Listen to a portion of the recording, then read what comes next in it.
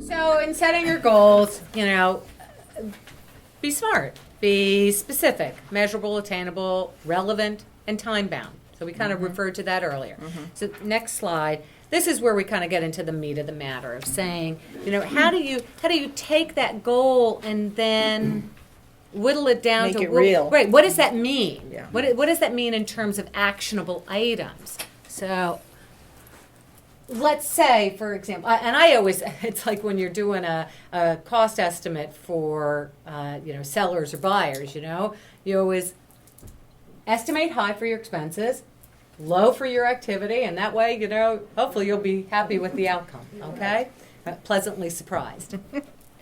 So let's say, for example, your goal is 100,000, and this obviously works no matter what. We just picked this number.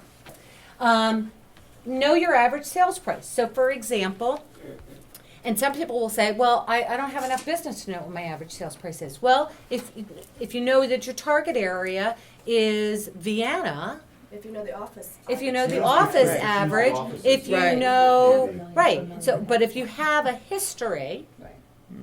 a track record, it's very easy. You can figure out what your average sales You price also is. might want to increase your average sales price And- as one of right. your goals. Exactly. So again, this is kind of a formula to then know what the average commission is. 80,000. So now- You're still kicking butt though.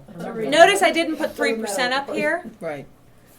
Again, I did 2.5% because inevitably over the year, even if you have, a 3% transaction, you're going to give something at some point Right. over the year. And so look and see. I know I can tell you because again, I do the math and I can tell you what mine is. No, if either know what yours is, find out what the office one is, or estimate low, put 2%. I mean, I find that's fairly accurate from year to year, okay? Again, because sometimes sometimes you're given. And, 2.5 is better than 0, so. Right.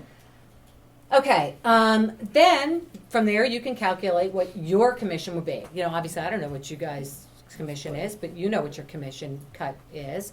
So figure that, okay? So then I know if I wanted, in this particular example, $100,000 a year, if my average transaction is $400,000 at 2.5%, and let's say my agent commission rate is 75%, I need 14 transactions.